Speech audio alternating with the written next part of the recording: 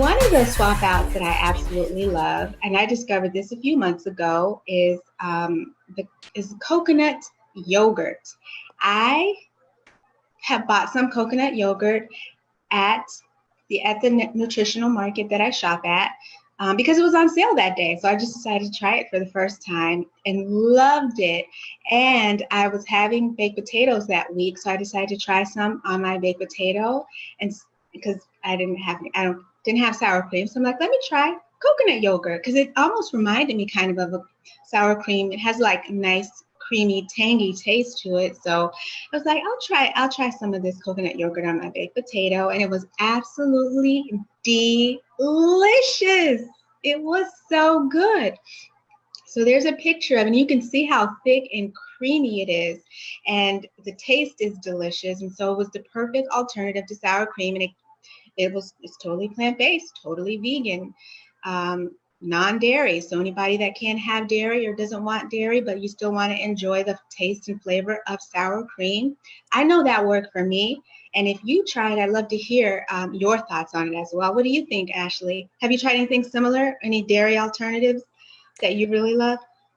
Well, I haven't really tried anything in the yogurt family because I don't really like yogurt. I'm like a texture kind of eater, and so I haven't necessarily tried anything in that vein. As far as like dairy, just regular dairy alternatives, we definitely do almond milk instead of regular milk. Yes.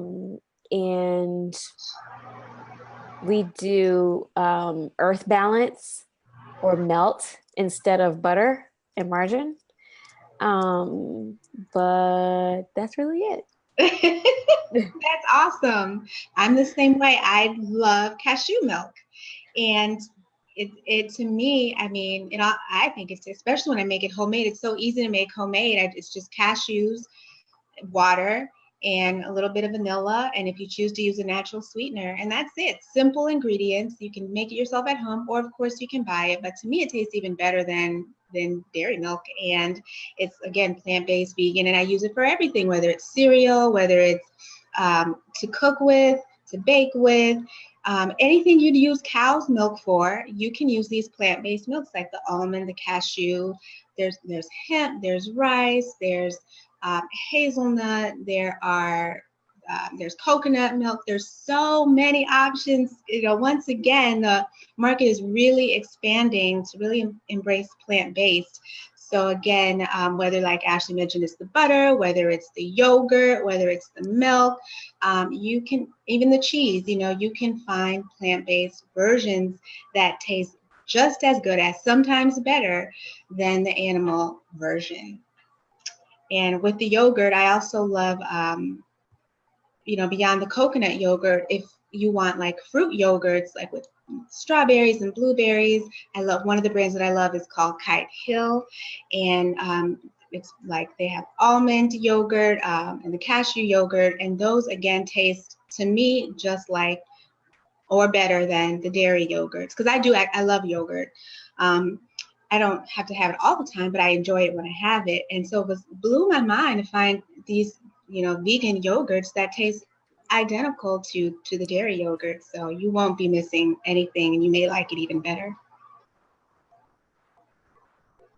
Now, the next thing I'll share with you is baby food. Baby food, you guys, is not just for babies anymore. People are probably like, what? I know. That's usually the first reaction, yes. Because you might not think of baby food when you think of swap outs, but when you just take a moment and think about what it really is, it's just pureed fruits and veggies. And these days, baby food is super exotic. Like when I was growing up, baby food didn't have things in it like purple carrots and, pumpkin and blueberries and pomegranates and kale and avocado and all these really cool superfood type things that's in baby food now. So it's just a variety of these different fruits and vegetables all blended up. It's almost like a smoothie in a pack, or, you know, any kind of soup or something that you'd have. So don't just think of it as only for babies. It's for any age, any stage. And like, since it is pureed fruits and veggies, I like to use it as a substitute for eggs. Sometimes when I'm making cookies or like pancakes or cakes, I use the baby food puree, and I try to kind of match the flavor of the baby food to whatever I'm making, so that if the flavor of the baby food is very strong, it won't overpower anything. So I try to kind of match that out. But it is like, it gives it a delicious texture and flavor, and it's a way that I can, you know, keep the eggs out if I want to keep eggs out. The baby food is an excellent alternative if you don't have homemade baby food. Even just if you can puree your own fruits and veggies as well. But the idea is that it's an excellent alternative as That is to cool. like a thickener. Yeah. So you use that instead of eggs, Right. so it keeps it from like acting crazy when it's yeah, it binds. Yeah. It helps things bind. Yes. Oh. Yeah. So, and it's a good way to get those extra fruits and veggies into the food. Yeah. So without the kids knowing it, or even the hubbies knowing, Yeah. or You know, anyone I'm that may so be glad you vegetable said this, averse. because Uh-huh. we like pancakes. Well, yeah, we like pancakes and waffles. Especially well, I like pancakes because they're so easy to make, especially for kids. Kids normally love them. But I was like, I wasn't really knowing, or I didn't know what to use instead of the eggs, because we stopped using eggs. I stopped buying them. And so then I just tried to make them without it. It went horribly. Went horribly. It was so bad. It was Really? so What was it bad. like? It was just, was Well, it dry and just fell apart, or? yeah, it did not work at all. It did not work at all. And I tried using, I saw one there, I was like, okay, well, let me look up something else and see if I can find. And I saw Pinterest to use, like, it was like flaxseed and water, Mm-hmm. or like the crushed flaxseed and water. And I Or tried chia it, and, seeds. or Mm-hmm. I didn't know chia seeds either. And like, Mm-hmm. but the flax, that didn't work either. Mm. It wasn't like any better. And so they were saying to like make an egg with, like, make like a flax seed egg. It did not work for me.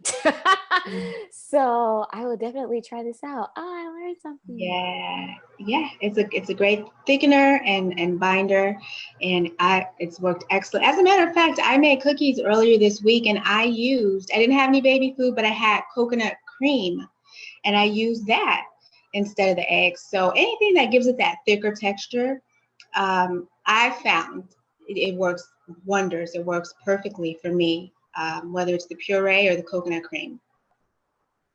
Awesome. Okay. I will pull it. Are you ready for the next one? I'm ready. So the last one I want to talk about, a meat alternative, and have you had a chance to try these yet, Ashley? Girl, yes. They are so They good. Let me tell you. Yes.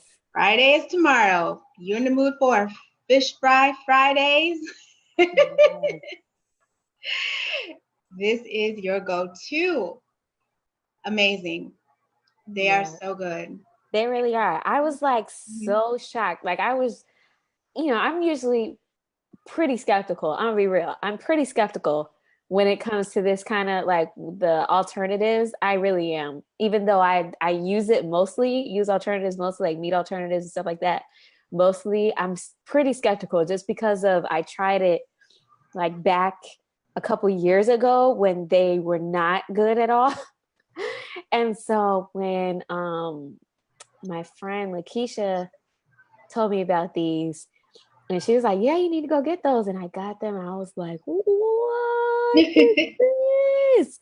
How did they get it to taste so much like fish? It's amazing. It is amazing. My only warning is you might want to eat the whole bag. That's how good they are. So just pace yourself. But let me tell you, you will not miss the fried fish that swims in the ocean, because this vegan plant-based fishless fillet is just as Good. And so this is, and then they give you ideas of how you can get creative with it. You can make, fish tacos, fish sliders, appetizers. I like to do the fishless fillets with grits because, I don't know about you, but in the South, a lot of times we like to have fish and grits. So there's so many ways that you're just swapping out the fish for the fishless fillet, and then go ahead and have it however, with whatever else you would have had it. And it's a great way to, again, be on a plant-based pathway and still enjoy the food and the flavors that you loved and grew up enjoying. Yay! And I'm telling you guys, it really is good. I was so shocked, and I told my mom about it because she loves fish, and during Lent, she is mostly fish. Well, she eats mostly fish pretty much the whole Lent season, but of course on Fridays. And she was like, I don't I know I'm supposed to be eating fish, but I'm not even eating fish. They're supposed to fast from meat, but she was like, but I'm not even eating fish, And man, they really are good. I was shocked. Okay, so